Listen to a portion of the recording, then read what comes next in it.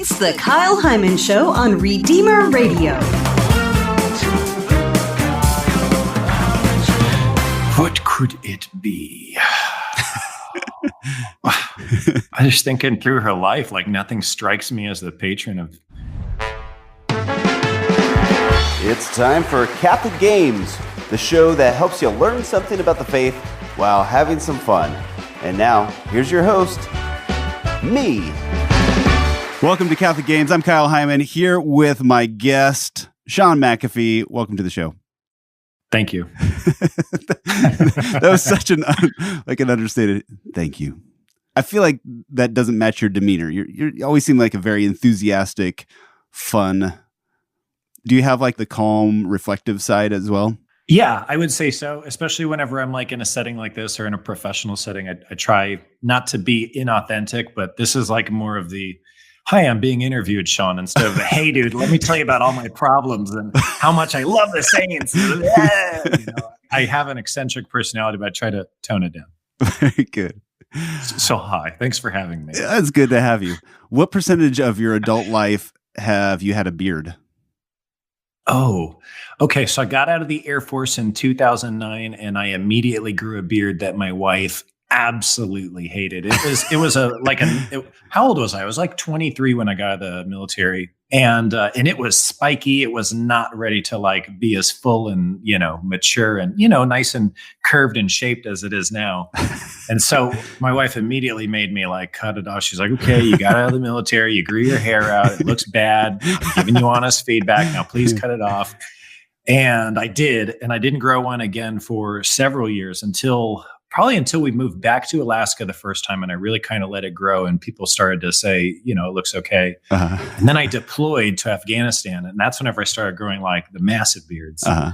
And I've done that 3 times now, like 8-inch beards kind of down to my chest. Was that to fit in Afghanistan? It was because... Is that like your way of she's going to listen to this one in? day, because this is going to be a fun podcast to listen to with the game. But it's honestly because I wasn't around her, and she just does not like the long beard. She likes the shorter one. So I'm like, okay, I like the long beard. Some of my guy friends do too. This is the chance to grow it out. And so maybe like once every other year, I'll grow it real long and annoy her a little bit. All right. Well, I think it's time to play a game. Are you ready for this? Yes. This is a game that I'm calling Antivirus Saints. Oh, no. So your last name... I wanted you to pick a game I could do good at. Your last name, McAfee, is well associated with the antivirus world. And so I've went through and picked out some saints that are known for something in the health field. So curing an illness, or for those working in the medical profession. So I will name the saint, and you name what they are the patron of that is health related. And if you can, a little explanation of why. That'll be like a bonus point. Okay, I will try. Are you Googling? What are you... I am typing in medical conditions.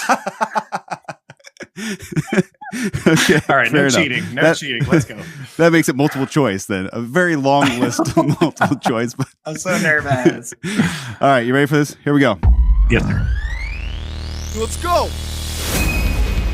First one. Saint Damien of Malachi. Oh, okay. So he's the patron saint of lepers. That is correct. Okay. Because he was a voluntary missionary. I can't remember if he belonged to a religious order, but he volunteered to go to the island of Molokai, which is off of off of Maui. You can actually see it. I've seen it. My parents used to live there when they were there in the military, and we were always told there was a leper colony there. And then once I became a Catholic, I learned of him, and then I remember he was canonized after I became Catholic here in the last 10 years. He went and took care of a community of lepers there, contracted himself, and died of the disease eventually. Very nice, yeah. I think you did a better job of pronouncing Molokai than I did. Oh, how did you say? I don't know. I thought you said okay. I'll probably mispronounce several of these names, but the next one I think I've got, Saint Blaise. Oh, so I'm not sure what condition it is, but I know that it's like throat pain. That is correct. So we get the blessing with the candles crossed over on, it's always like at the beginning of Lent, isn't it? It's usually like around Ash Wednesday. Yeah. Yeah. So it's probably sometime in March, and I don't know why. I don't know why. I know I've read it like on Aletheia or Epic View or something at least once, but I can't remember everything, so I don't know why. But he's like, what is it? What is the official title? Patron saint of throat ailments. Yeah, throat ailments. Okay, that's good.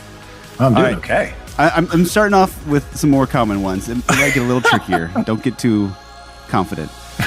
Saint Lucy. Oh, I've seen her body here. She's buried over here in a church right off the train station. Funny story. I can go into detail if you want. By the way, you're in Venice. Italy.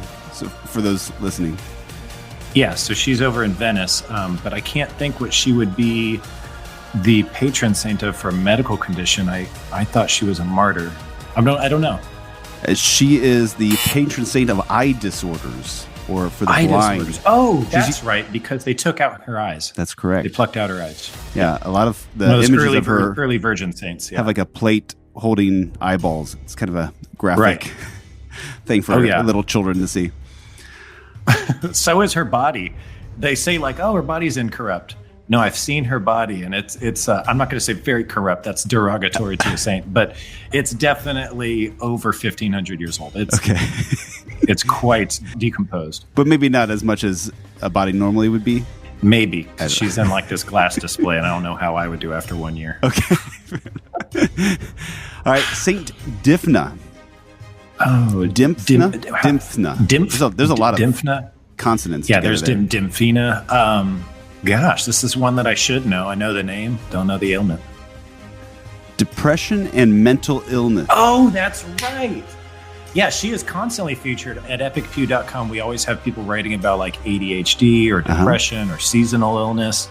Yeah, I should have recognized that one. Yeah, okay. So mental disorders? Yeah, so her father suffered mental illness after the death of his wife and killed her, Saint Dymphna. Oh, my gosh. Yeah. Oh, that turned south real quick. Right. Very dramatic story. Wow. All right. Saint Peregrine. I think that's Peregrine.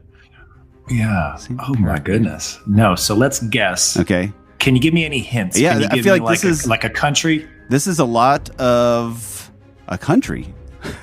Like, Does that feel? well, where is Saint Peregrine from? Oh, because it might give.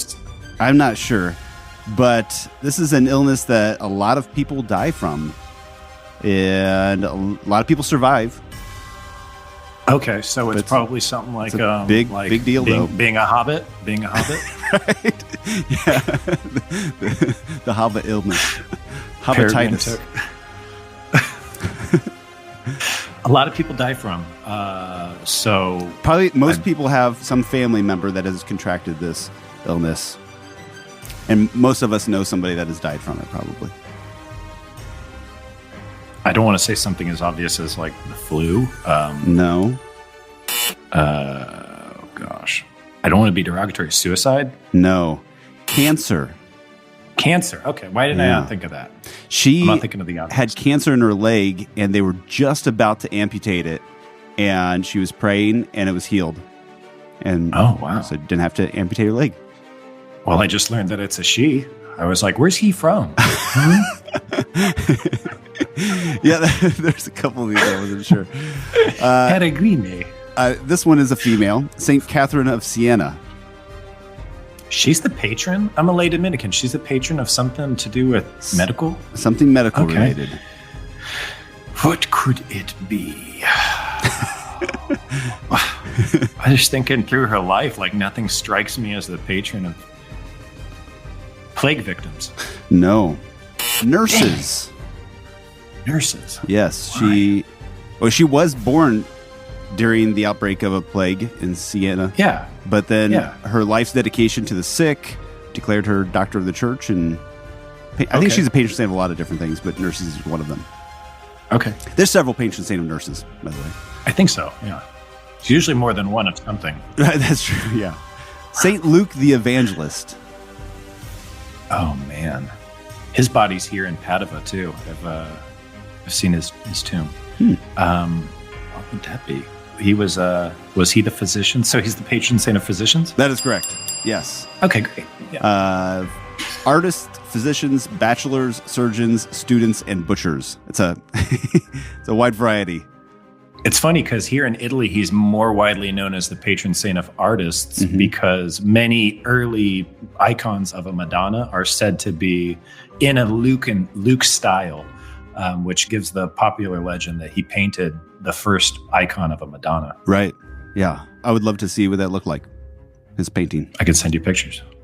There's one in Bologna. It's very famous. That he supposedly painted?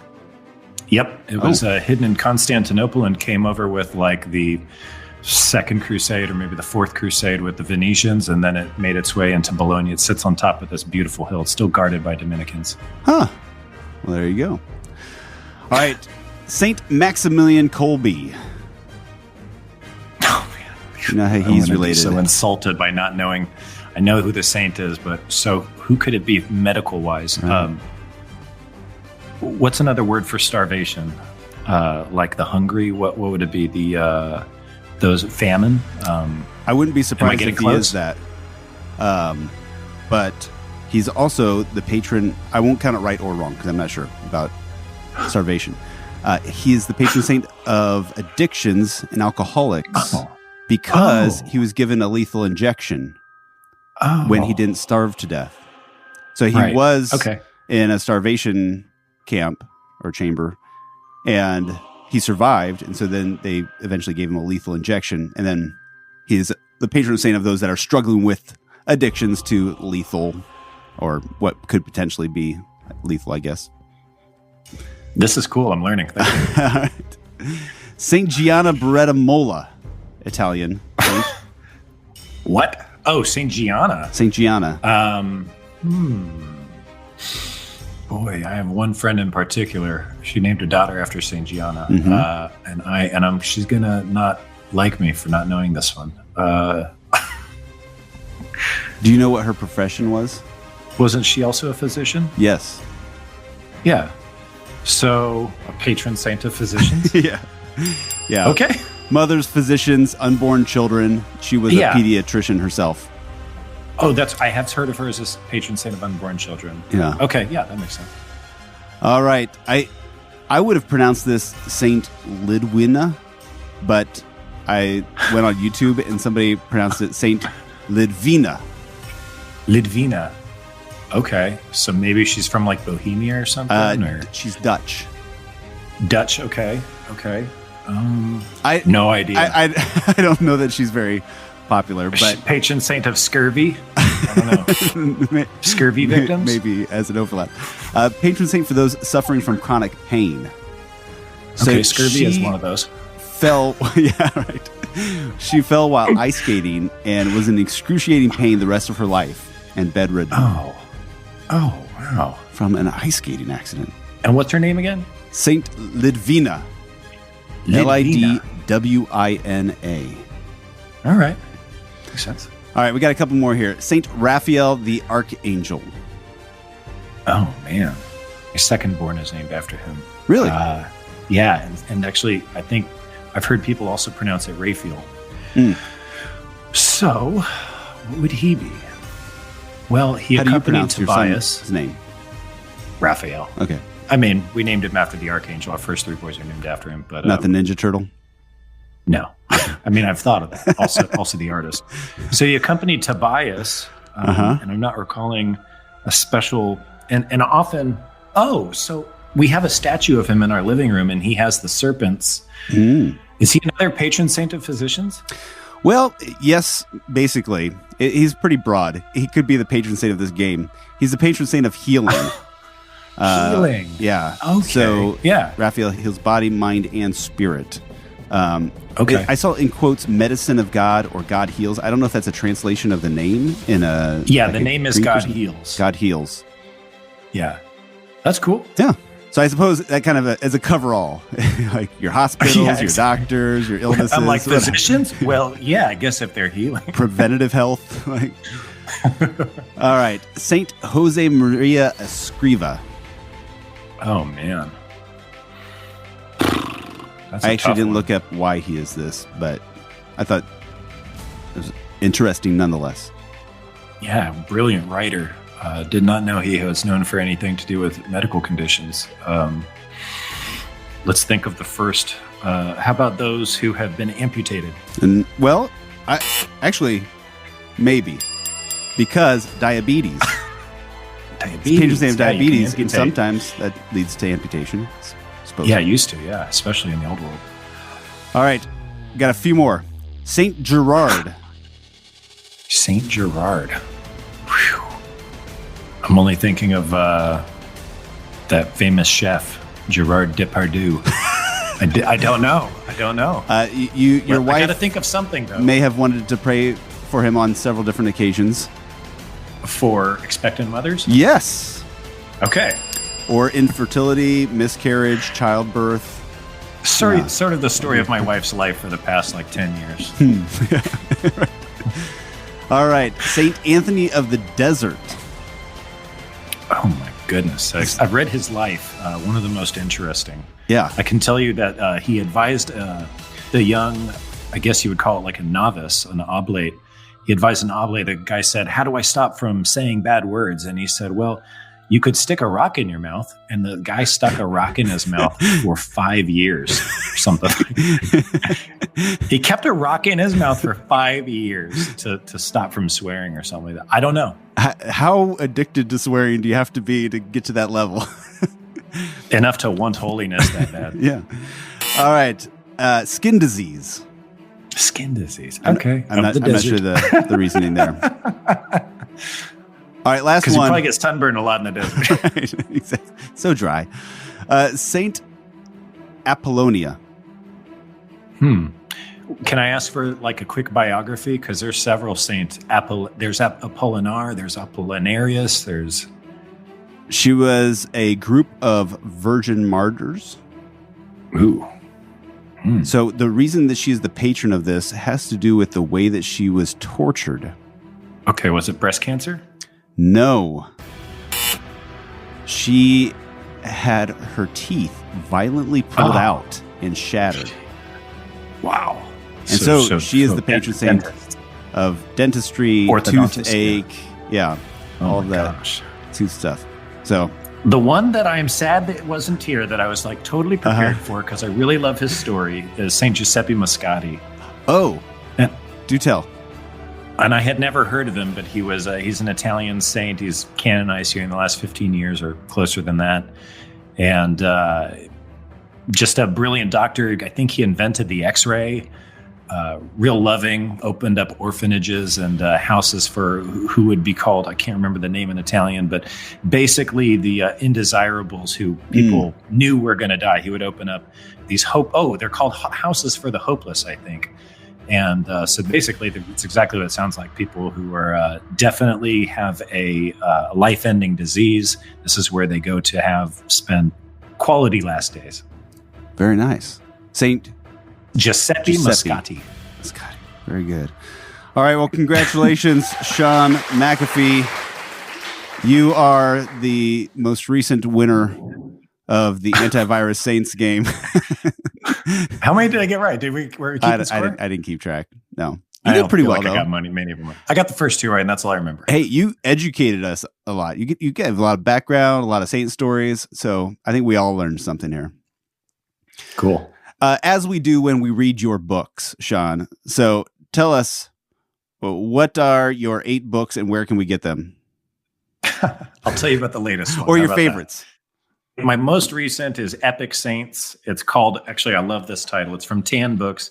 It's Epic Saints, Wild, Wonderful, and Weird Stories of God's Heroes. And the first question I'm always asked is, why did you have a book like that? And that's because I always have a saint fact, I narrated, filled in some of the gaps in this nice, fun game here with a lot of saint facts. So I always tell saint stories, no matter the occasion, no matter the time of year. There's always something, or no matter where you are, what you're talking about, there's always a saint to talk about with that.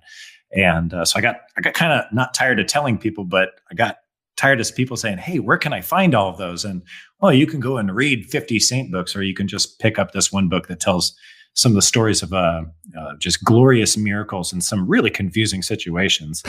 Yeah, a lot of fun stuff to do with the saints. So this came out in March. It's flying off the shelf still. It's still like a top 20,000 Amazon book, which is really good. Wow. And it's, Epic Saints. And then the others, you can just, click my name, after that and see if I write mostly about conversion. I've also got I'm Catholic Now What. I've published books with Catholic Answers on conversion as well. And those are really good reads for anybody who's maybe not necessarily interested in the saints, but is interested in learning more about Catholicism. Yeah. I'm Catholic Now What is a great primer for anybody who just became Catholic, is considering being Catholic, or just like, you know what, I need to brush up on some of this stuff. Oh, absolutely. I wrote it as to be the perfect book for RCIA, for those who are committed to entering the church and probably not necessarily questioning it any further, but need to probably reinforce some topics that they hear about and then present them all the topics that they will not probably hear in RCIA, just because the time constraints and the tension that you might get in RCIA. They want to cover the precepts and whatnot. Well, I'm going to teach you everything from how to vote and what the church teaches about certain moral topics and other things that you're going to absolutely ask yourself within the first year of being a Catholic. Very good. I'll put links to your books in the show notes for this if people want to find out more about what you're up to. Thank you so much, Shaun McAfee. Always fun hanging out. Thanks, man. Appreciate it. If you have any suggestions, comments, or words of affirmation, shoot us an email, show@kyleheimann.com. And until next time, remember to leave room for the Holy Spirit.